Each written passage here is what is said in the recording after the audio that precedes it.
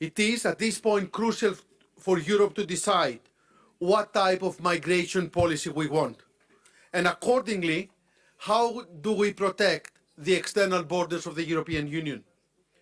Clearly, we need to offer asylum to people in need of protection, but in an orderly way. Today, unfortunately, it is the people smugglers that sell places in our societies, not to those most in need, but to those that pay the fees. Many would agree that we need to set up legal and safe pathways to Europe, pathways with rules, but at the same time we need to stop illegal arrivals, we need to dismantle smuggling networks. Flows come almost exclusively through transit countries and not direct from places of risk of prosecution. Our border policy must acknowledge and respond to these challenges, as well as the challenges of instrumentalization of migration. And this response should include fences when needed and as decided by national authorities. We need to highlight that international law does not provide for the right of access to territory irregularly. Of course, reducing flows and implementing returns is a priority, and that requires working closer with countries of transit and countries of origin. We need to implement our existing readmission and return agreements, our arrangements with countries of transit and origin, like the EU-Turkey 2016 joint statement. And unfortunately, Turkey has stopped accepting returns since March 2020. Obviously, stemming irregular crossing at the external borders would mean less secondary flows. A point that had divided Europe needs to become a point that unites us, the need to protect the external borders from irregular arrivals. Thank you. Thank you, Nottis. Exactly 1 year ago today, Russia brutally attacked Ukraine. And it has completely changed the security situation in the region. It has also changed our view on border protection. Lithuania has a border with the aggressor, as well with its ally Belarus. Now, border protection for us means more than countering illegal migration. In the current geopolitical context, the border protection become border defense. Last year, the first border management conference was held in Vilnius, and I am very happy that it was not one-time event. I would like to thank Minister Nottis for his leadership in organizing today's conference on discussion on effective border management. Thank you very much. It's a great job. And our experience today shows that it requires a complex of measures on border protection. It is human resources, it is our border guards together with military, modern border surveillance system, and of course, physical barrier. And all these measures require significant resources.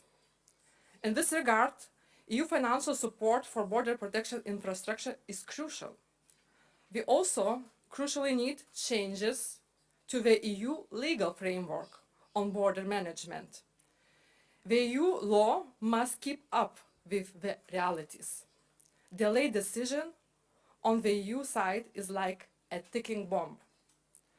The hybrid attack on the Belarusian regime is not over, and neither is the war against Ukraine. And we will continue our efforts to protect the external border of EU. And we must continue helping Ukraine by all means till the victory. Because making Ukraine stronger make us all stronger. Slava Ukraini! Thank you very much. At first, I would like to thank Nottis, Agne, and Gerhard, who just left, for organizing this conference. It was really important, and I would like to underline that this group of people who gathered together started in Brussels clearly shows how the migration is important right now in the European Union. We have Greece, and thank you, Notis, once again for the cooperation, close cooperation with us, who represent Mediterranean states. We have Agne, who represent Baltic states, Gerhard, the Central Europe, and secondary movement issue, and the Poland, which is the V4. We found a common approach. We found a common solution. We're trying to forward that message to the European Commission and to the member states to find the proper solution how to manage the migration and how to find a holistic approach. And at the end, I would like to underline also one fact. 24th of February last year, Russia has started their terrorism attack on Ukraine.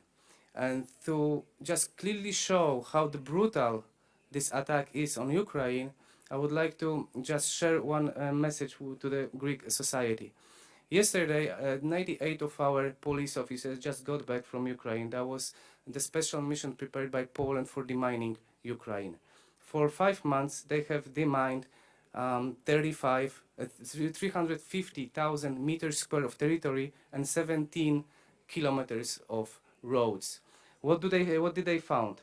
They found explosive in toys, teddy bears, ovens, cupboards. So that clearly shows how brutal the war at Ukraine is and how Putin has been prepared this attack against the Ukrainian society, Ukrainian territorial integrity and sovereignty. So, and that also clearly shows how brutal actions was taken by Russian against Ukraine, which cannot be found and cannot be sentenced in the 21st century. I hope that this war will end up soon, and this war and Russia will find a fair trial and being sentenced by the international courts. Thank you very much once again to Notis, once again to Agne, once again to Gerhard, and once again to Greek society for the great hospitality. And I hope that's not the last meeting in this group. Thank you very much. What I suggest is that we take all the questions together and then we all respond in order. There are 2 microphones in the room for people that want to ask questions.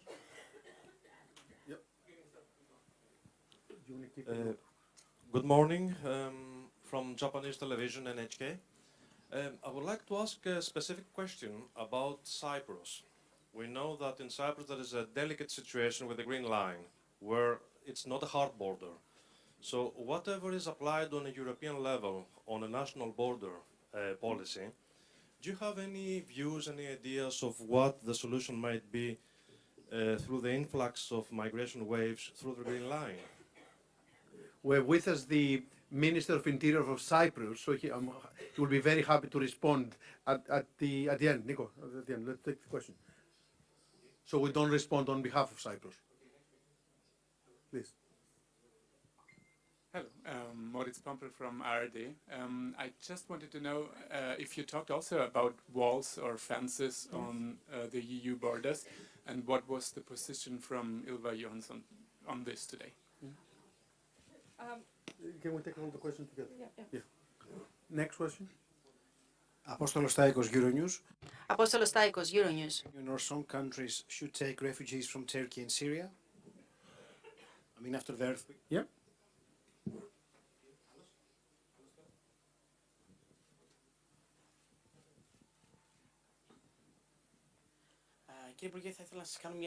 Mr. Minister, I would like... Greek-related, domestic-related, 2 o'clock. I'll answer any question in Greek. Any more? Okay. So, ministers, we can answer the questions? Okay, with regard to the point raised about Cyprus, Nikos Nouris will respond. About the issue of fences, the joint declaration speaks about the need for fences, and that was also the outcome of the Vilnius conference in January 2022. I will not respond on behalf of the Commission. I think the position of the Commission is well known. But what I would say, I think that Europe has done a lot of steps towards understanding that member states should have more degrees of freedom in selecting the ways that they will protect the external borders. Greece has a physical barrier in our borders with Turkey. We're now expanding that barrier for additional 40 kilometers, and our National Security Council has said that we should extend that fence to cover the entire Greek-Turkish land border. I believe that fences are the least violent way of protecting the territory of the European Union, and as I said before, as most of the flows of arrival to the European Union come through safe third countries, that also gives a very strong justification for the concept of fencing. With regard to the point raised about taking refugees from Turkey, yes, I think we should do more in providing humanitarian visas for people in need. Greece has been among the first countries to provide humanitarian visas for people to come to Europe and to Greece from Afghanistan. When there was the change of regime, we provided around 900 humanitarian visas for female leaders that would have been at risk under the new regime. I think, again, Europe should be able to provide some pathways. But given the size of the devastating earthquake and the hundreds of thousands of people affected, relocation to Europe will not be the solution. What would be the solution is providing for more assistance, both the European Union but other multilateral organizations also, to alleviate the pressure that the Turkish population is facing as a result of the earthquakes.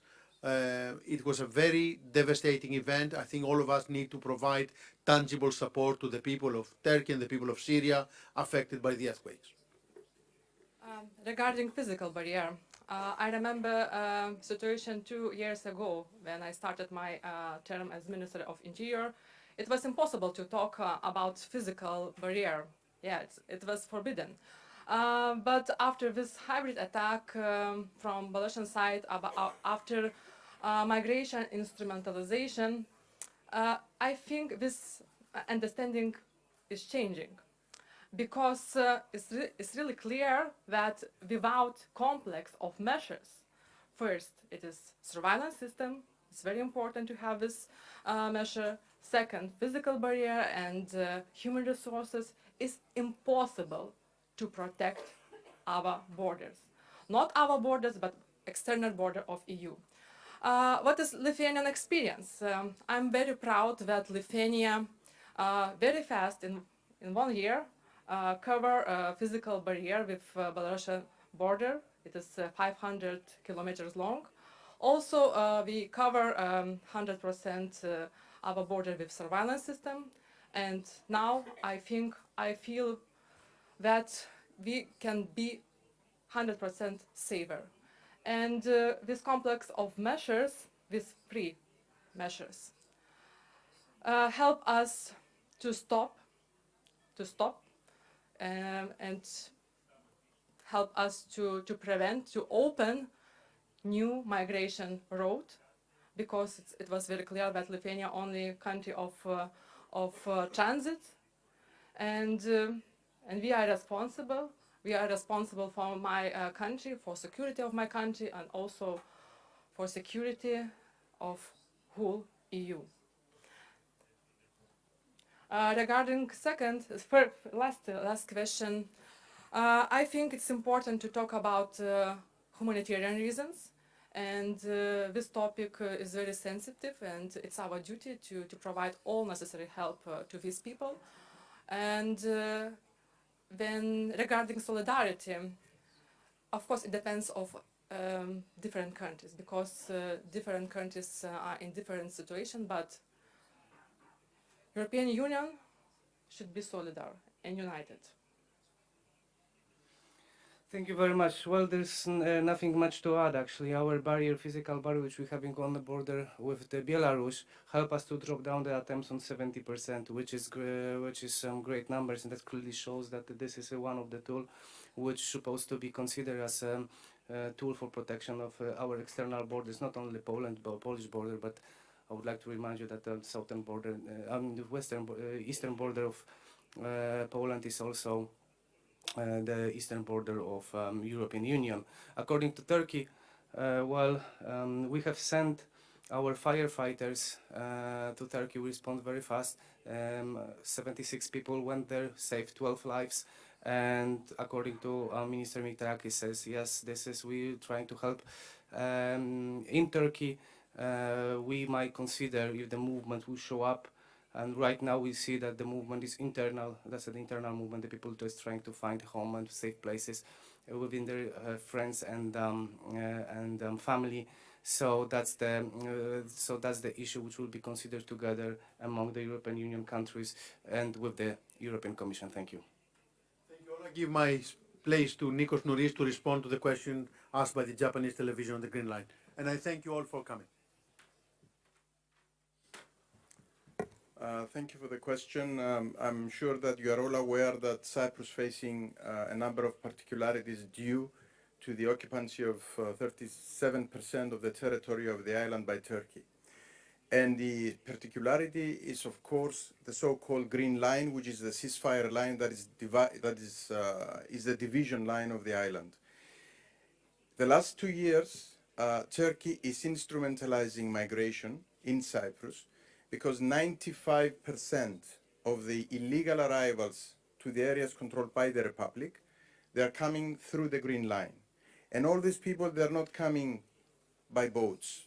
Most of them, they do fly from the Istanbul airport to the occupied area of Cyprus, and from there they cross the line every night.